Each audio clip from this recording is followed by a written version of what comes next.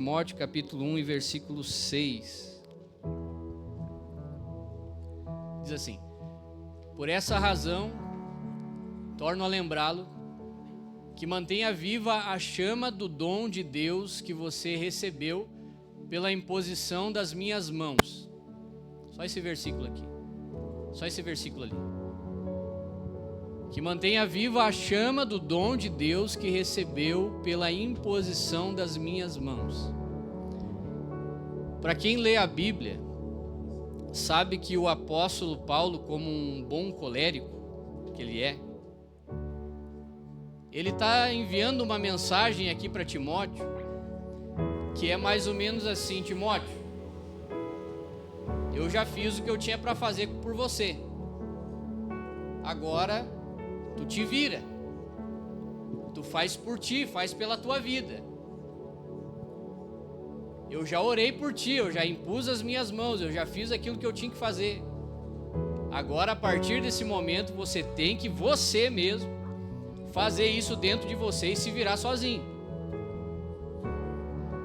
Quando a gente veio aqui, a pastora Débora orou aqui, e foi uma confirmação daquilo que eu ia falar. Fica mais baixinho um pouquinho. Foi uma confirmação daquilo que eu iria falar aqui. Quando o contexto das pessoas vieram aqui ensaiar, fazer a música, a aula de música, a gente orou, irmão. A gente orou aqui. Eu lembro que quando eu tinha uns 10 anos, o meu pai olhou um filme chamado Dois Filhos de Francisco. Quem já olhou aí o filme? Dois Filhos de Francisco. Quem levantou a mão, divulga a idade, irmão. Igual o Mazarope ali que a pastora falou antes. O meu pai olhou esse filme, Dois Filhos de Francisco, e no outro dia ele apareceu lá em casa com um violão. Comprou um violão novo para mim. Certo? Ele achava, né, na cabeça dele alguma coisa que eu ia virar um tipo de Zezé de Camargo, Luciano.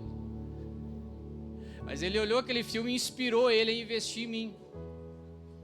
E aí é bem interessante que a minha mãe, como ela sempre foi da igreja, ela orou por mim. Eu venho de uma família de músicos também, e ela orou por mim, para Deus me dar um dom de música. E aí eu sempre falo para esses aqui, ó. Quando eu comecei a tocar, eu praticava 30 minutos todo dia. Todo dia. Olha que importante isso aí, né? 30 minutos todo dia. O que eu estou falando aqui é evangelho prático, irmão. Você vai ter que ouvir essa palavra e aplicar no seu dia a dia durante a semana. 30 minutos todo dia de prática. E aí eu lembrei desse versículo aqui. A minha mãe orou por mim, eu ganhei um violão, só que eu tive que despertar um dom que já tinha em mim. O dom já está em você, irmão. Aquilo que Deus tem já está em você. A única coisa que acontece é que a gente não mantém a chama viva. Sabe o que é isso? Chama viva? Quando o profeta Abacuque ora, lá no capítulo 3 do livro do profeta Abacuque, ele diz bem assim: aviva a sua obra, Senhor, e a notifica no meio dos anos. No meio dos anos. Sabe o que ele diz ali, Vini? Ele está falando que o meio dos anos, o meio do tempo, é o tempo em que a gente está se desgastando com tribulações dessa vida e a gente acaba desanimando de fazer algumas coisas que a gente fazia lá atrás para Deus. A gente acaba desanimando por algumas coisas. A gente fala isso de que a gente mudou a mente, que agora a gente está mais maduro, estou mais maduro agora. Tá? Mas o negócio é que a gente deixa de fazer algumas coisas que a gente fazia para Deus quando a gente conheceu Deus. E é aqui que está o Timóteo. O dom de Deus já está dentro dele. Deus já falou com ele. Deus já deu tudo o material necessário que ele precisava, mas no meio dos anos alguma coisa aconteceu e ele começou a perder a chama que havia dentro dele por estar com Deus. É isso que aconteceu. Cara, você vem aqui no sábado, irmão, aqui é uma chama. Aqui tem uma chama aqui por tocar. Quer ver, hoje eles estão tão faceiros assim que eles iam dar pulo de alegria aqui, se deixar ele sair aqui. Por estar tocando no culto de domingo, porque para eles é uma grande coisa. Porque chama. A chama que a gente tem de fazer alguma coisa. E essa chama não pode se apagar dentro da gente. E a gente não pode deixar ela se apagar. Por isso que é uma chama. Você sabe o que significa isso? Já viu um fogo apagando, Fernando? Um fogo apagando é um fogo que ele precisa ser avivado. O dom já está ali, só que deixou de fazer. Não faz mais. Eu quero ler um outro versículo. Apocalipse, capítulo 5 e o versículo 8. Apocalipse, capítulo 5, versículo 8. E aí tem uma coisa tão interessante do meio dos anos. Deixa eu contar para vocês aqui que esses dias eu descobri que eu estava com crise de meia-idade.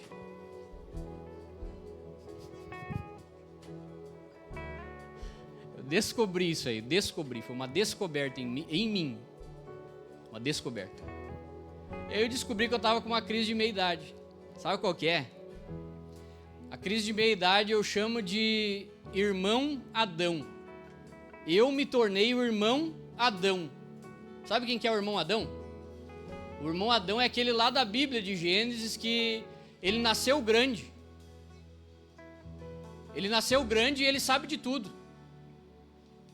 Ele, em nome da excelência, da maturidade e de tudo estar perfeito, ele acha que os outros não precisam aprender. E eu tive essa fase do irmão Adão, eu era o irmão Adão, irmão. Em nome da excelência e das coisas excelentemente bem feitas, eu estava afastando todo mundo da minha volta. Essa era a minha crise de meia-idade. E não era porque eu queria ser excelente, não era porque eu queria fazer as coisas bem feitas, porque era para Deus, porque isso, porque aquilo, não, é porque eu tava ficando chato, velho, chato mesmo, de verdade. Essa era a minha crise de meia-idade. E aí eu comecei a raciocinar algumas coisas dentro de mim. E aí eu lembrei que quando eu comecei a tocar violão na igreja, eu ficava lá com o meu violãozinho assim, ó, do lado ali onde o Robson estava, eu ficava com o meu violãozinho lá, atrapalhando os irmãos que estavam tocando na igreja. E os irmãos não me xingavam, não falavam nada para mim. Aí eu lembrei que o Estevão uma vez me contou uma história que ele aprendeu a tocar com o papito. Lembra dessa, Estevão? Eu lembro que tu me contou isso aí. Tu aprendeu a tocar com o papito. Lá na barbearia, ele ia cortando o cabelo e tu aqui, ó. Aí tu errava uma nota, ele falava, só de ouvido ele via que tu errava uma nota. Processo de aprendizado. Processo de aprendizado. E aí, como a gente não nasceu como Adão e a gente tem que crescer, desenvolver e alguém ensinar nós e às vezes ter um pouco mais de paciência para ensinar nós, a gente se esquece daqueles que tiveram paciência com a gente e não temos paciência com o outro.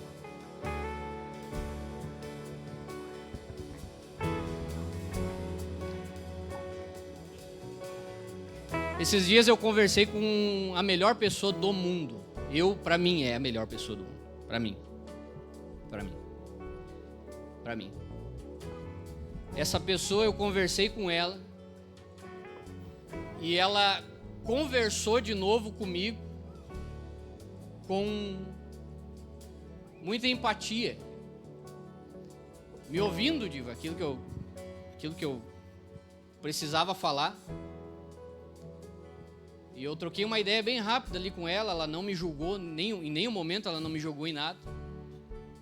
Ela simplesmente me ouviu. E eu pude ter um diálogo muito bom com essa pessoa. E ela vem de uma família muito bem sucedida e para mim ela é uma das melhores pessoas da família. Uma das melhores pessoas da família.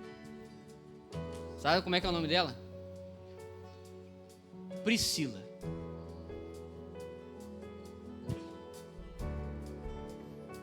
Ela tá aqui no culto hoje, né? Ela tá aqui, né? Eu vi ela ali, né? Priscila é o nome dela. Você conhece a Pri? A Priscila? a filha do pastor Vinícius, da pastora Jéssica, ela é a pessoa que mais me entende. Ela é a pessoa que eu converso com ela e ela não me julga. E ela é a pessoa que todo mundo quer conversar com ela. Olha que interessante. Todo mundo que eu vejo quer conversar com a Priscila. E aí você chega e conversa com ela. Os Dindo, é do Dindo, o tio é do tio, o pai é do pai, a mãe é da mãe. E todo mundo, né, que vem aqui na igreja quer conversar um pouquinho e trocar uma ideia com a Pri. Eu fico espantado com isso. Por que todo mundo quer trocar uma ideia com ela? Por quê? Aí depois que as criancinhas crescem, irmão, fica bem difícil de conversar com elas. Fica bem difícil de ter o mesmo diálogo que você tinha com aquela quando era uma criancinha que não falava nada, porque agora ela fala. Porque agora ela questiona. Porque agora você diz alguma coisa para ela fazer, ela vai e faz errado. Mas quando era pequenininha, que não sabia falar, sabia só falar mamãe, papai, e vovó e vovô, aí todo mundo queria falar com ela. Todo mundo queria. Só que aí sabe o que chega, irmão, para nós? O meio dos anos. O meio dos anos. O meio dos anos faz a gente se afastar. Faz a gente não viver em comunidade. O meio dos anos vai ditar se você vai permanecer aqui com a gente ou não. Permanecer. A gente tem que viver em unidade, viver a igreja e saber que a gente está vindo na instituição. Mas a gente tem que viver em família aqui dentro. É família. E a gente tem que suportar o meio dos anos um do outro aqui.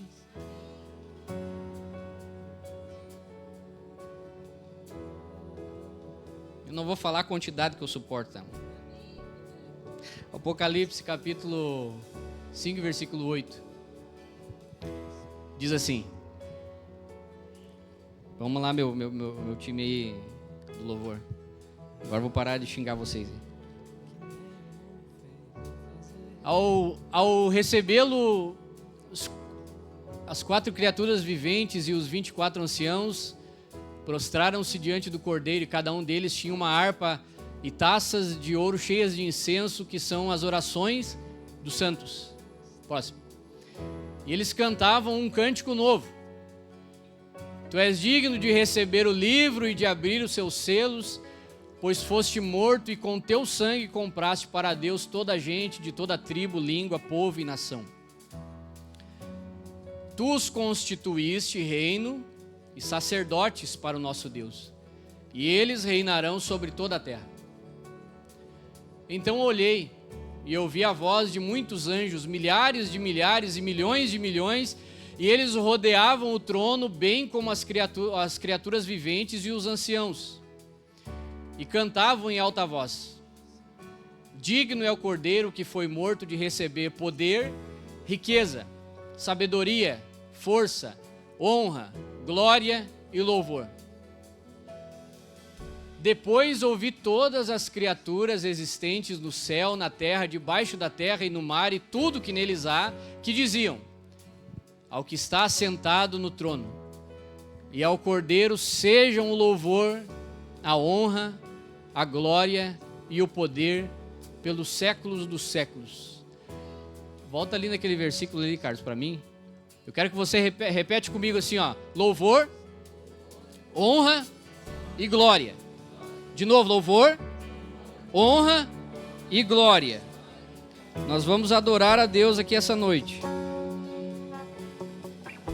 Tem uma imagem ali que eu coloquei, que está ali bem por último, ali no junto com as imagens. Por favor, coloca para mim, Carlos, que é bem rápido aqui o que eu vou falar. É bem rápido.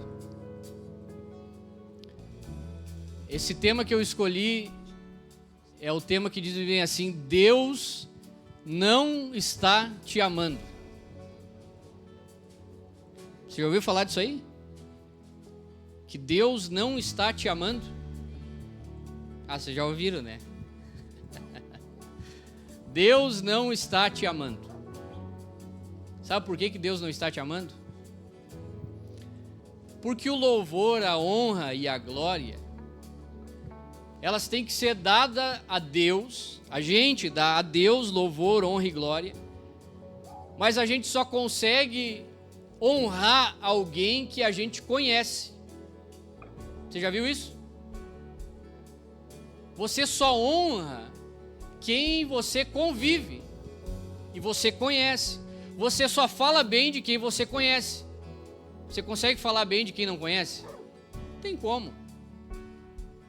Você tem que conhecer, andar com a pessoa, ver o comportamento dela durante o dia, o que ela faz, o que ela deixa. Aí você consegue honrar alguém quando você conhece. E quando você tem intimidade com alguém, você consegue elogiar aquela pessoa. É assim ou não é? Quando você tem intimidade com alguém, você consegue elogiar. E louvor é elogio. Sabia disso? Louvor é elogio. Você vai lá na prefeitura, lá você fez alguma coisa de bem para a sociedade, vai ganhar uma plaquinha lá. Uma menção de louvores a fulano de tal. Por quê? Porque louvor é um elogio. Eu vou te reconhecer que tu fez uma coisa boa para mim. E tu fez uma coisa boa para a sociedade. Louvor é isso. Louvor é elogio. E quando a gente louva a Deus, o que a gente está fazendo? Elogiando. Por que a gente está elogiando? Porque a gente está reconhecendo quem Ele é, porque a gente sabe quem Ele é. O louvor começa com saber quem Deus é, irmão. Saber sobre intimidade. É a gente ter intimidade com Deus. É você entender Deus da sua maneira. Que Deus faz milagres e você tem orações atendidas. E você consegue ler a Bíblia e Deus faz você entender a Bíblia. E aí chegar aqui nesse culto essa noite, eu também tenho as minhas experiências individuais, íntimas com Deus, e a gente se une junto e a gente faz o louvor. Por quê? Porque você conhece Deus, eu também conheço, Pastor Vini conhece a Deus, Pastor Mauro conhece a Deus, todos nós aqui conhecemos a Deus. E aí quando a gente vem aqui e se junta para adorar a Deus, a gente começa como um corpo, como foi pregado aqui pela pastora Débora, um corpo adorando a Deus, louvando a Deus.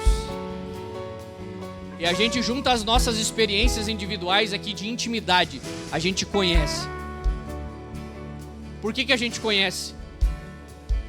Porque a glória, louvor, honra e glória, a glória que está aqui é bem fácil, a interpretação de texto simples, tá? Bem interpretação de texto simples. A glória que está ali está escrito com G minúsculo. E você vai encontrar na Bíblia glória com G maiúsculo. Aí quando você encontra glória com G minúsculo, essa glória ela é possessiva. Ela não é glória de a gente vir aqui dar glória. Glória. Não é glória, glória. Essa glória aqui é possessiva. Ou seja, essa água aqui que serviram para mim agora, ela é minha. Ela é minha. Eu posso compartilhar com vocês se vocês quiserem, mas os jovens dizem que quando a gente faz assim, volta um pouquinho de saliva dentro. Aí ninguém quer mais. Mas ela é minha. E tudo aquilo que é possessivo, ele se torna uma glória sua. Por isso que a Bíblia diz, quando vai falar de casamento, ele diz que a mulher, a esposa, é a coroa do marido. É a glória do marido, porque é possessivo. Porque pertence. É algo que te pertence. E tudo aquilo que te pertence é glória. Os reis da antiguidade tratavam todo o tesouro deles como a glória do reino. Por quê? Porque era possessivo. Quem aqui já viu a coroa da rainha da Inglaterra? Aquela que viveu 200 anos. Coroa da rainha da Inglaterra. A coroa da rainha da Inglaterra, ela tem várias pedras preciosas. E cada pedra preciosa simboliza uma coisa.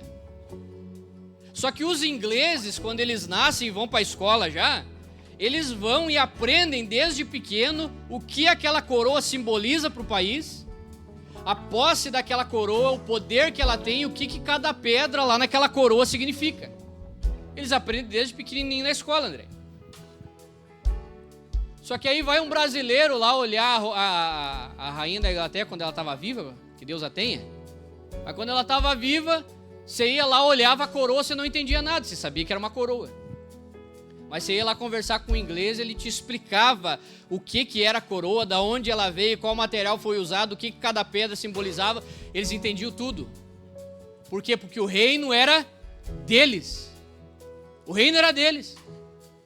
E essa glória aqui do louvor, honra e glória, ela é possessiva, ou seja, é algo que Deus tem, que eu reconheço de longe. Ou seja, eu reconheço quando é Deus. Eu reconheço a voz do meu Deus. Eu reconheço quando Deus fala comigo. Eu reconheço quando Deus está agindo ou quando eu preciso de algo e de algum milagre de Deus. Porque eu sei quem Ele é. Porque eu sei o que está naquela coroa. E eu tenho intimidade. Então quando eu reconheço glória, eu sei o que é glória, eu sei quem que é Deus e sei o que Deus faz, eu reconheço, eu honro e eu dou louvor. Eu só posso honrar e louvar aquilo que eu conheço. Aquilo que eu não conheço, eu não consigo honrar e nem louvar. E Deus é assim. E para que você entenda o que está escrito ali, que Deus não está te amando, se você entender isso, essa noite uma chave de adoração pode mudar dentro da sua cabeça. Por que Deus não está te amando? Porque quem ama é homem e mulher, irmão. Porque quem está amando alguém ama com um amor progressivo de amor. Ou seja, eu tenho que ter um comportamento bom, uma postura boa, uma fala boa, para que a minha esposa me ame. Porque se eu tratar ela mal, se eu for grosso dentro de casa, se eu for ruim para ela, se eu fazer várias coisas ruins, o que vai acontecer? O amor gradativo dela vai diminuir. Por mais que quando eu casei com ela eu era bonito, agora não, agora tem que fazer outras coisas para compensar. E aí você tem que ter um amor gradativo. A pessoa vai te amando cada vez mais. E dependendo do seu comportamento, ela vai te amando cada vez. Assim é o nosso relacionamento, irmão. E é o nosso relacionamento com qualquer pessoa, cara. Qualquer pessoa. Experimenta conviver do lado de alguém todo dia mal, alguém ruim de conversar, alguém que vive reclamando, alguém que vive falando palavra ruim. Experimenta fazer isso. Você não vai amar aquela pessoa. Porque você ama um bom comportamento. E Deus é assim. Deus ama o seu bom comportamento. Sabia? Só que Deus não está te amando. Porque o amor de Deus não é gradativo. O amor de Deus não é porque você faz coisa boa, porque você deixa de ter uma conduta ruim, porque você vem trazer os seus dízimos e as ofertas aqui na igreja, porque você está todo domingo aqui na igreja, porque você deixou de fazer algumas coisas más, abdicou o pecado, Deus está te amando mais. Não, não é assim. Esses dias o pastor Mauro contou a parábola aqui do filho pródigo, lembra? Parábola do filho pródigo. A parábola do filho pródigo está dizendo que o pai amava os dois, independente se um fez mal e o outro fez bem, porque um fazia bem a vida inteira e o outro fez mal. Só que o pai não estava amando o filho de maneira gradativa, porque Deus não está te amando. Deus já te amou e Ele te ama, independente de qualquer coisa. Independente de se você deixou de ser mal e agora você é bonzinho, independente se essa semana você foi até malzinho, Deus ainda continua te amando.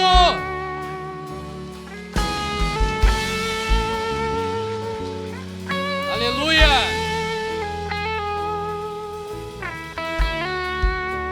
Deus ainda continua te amando.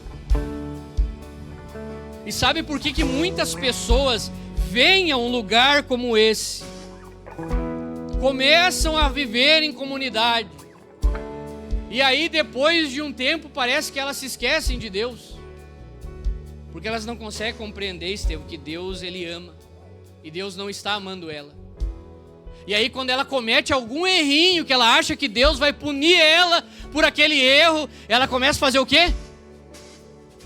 Se afastar. Porque ela não entende que Deus ama ela ainda. Ela veio na igreja, ela participou da igreja, ela participou da comunidade, ela fez tudo certinho, se vestiu como a gente se veste, cantou como a gente canta, teve o mesmo estilo nosso, ela fez tudo certinho. As 10 virgens lá, todas elas tinham o mesmo vestido, estavam indo para o mesmo casamento, mas todas elas dormiram. Aí a pessoa vem aqui e faz tudo certinho. Aí a partir de um momento ela começa a botar na cabeça dela que parece que Deus não ama mais ela, porque ela acha que Deus tem um amor gradativo. E o amor gradativo parece que Deus vai se afastando da gente, mas é o contrário. É a gente que vai se afastando de Deus por pensar que Deus tem um amor gradativo. E por mais que você tenha se afastado de Deus já, por mais que alguma coisinha de errado deu na tua vida, porque a vida não é feita de rosas, a vida não é um morango, né, que nem diz o ditado. Deus ainda continua te amando.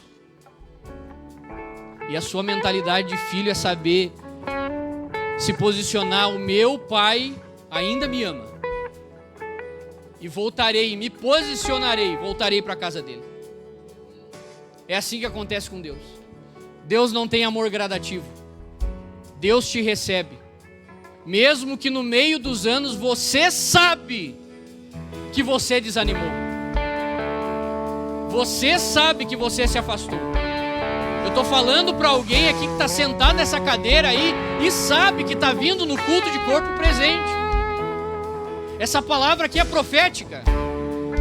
Você sabe que se afastou de Deus e abandonou o dom que Deus já colocou na sua vida. Você tem consciência disso. Mas Deus ainda continua te amando. Deus ainda continua amando você da mesma maneira como você era ativo, era um ativista religioso. Deus ainda continua te amando. E se você entender isso hoje, que Deus te ama, você vai permanecer. Se você entender que Deus te ama apesar de você, Deus ainda continua te amando, você vai permanecer. Se coloque de pé, eu já vou acabar.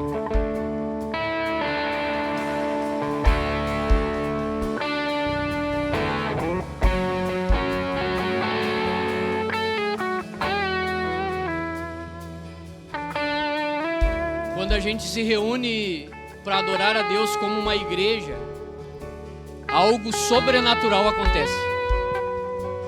Não é algo humano, não é uma boa técnica de tocar, de cantar, não é só isso. Aqui a gente tem que entender que quando nesse altar uma palavra profética é liberada sobre a sua vida, e você está adorando aqui, você faz parte do altar. Você tem que entender que quando a adoração vem, a adoração é uma arma de guerra para quebrar muitas cadeias que ainda te prendem. Você tem que entender a adoração como fazer parte de um corpo e ter aliança com pessoas. E não somente vir numa igreja religiosa, porque igreja tem um monte aí para você ir, mas fazer uma aliança com pessoas é diferente de ir na igreja. E a gente começa a acessar isso somente com adoração. A gente consegue acessar isso adorando a Deus em unidade. Dá a mão para alguém aí. Dá a mão para alguém aí. Fecha o corredor. Vamos louvar a Deus.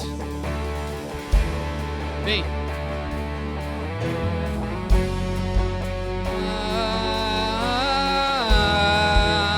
Cante Yeshua. Yeshua.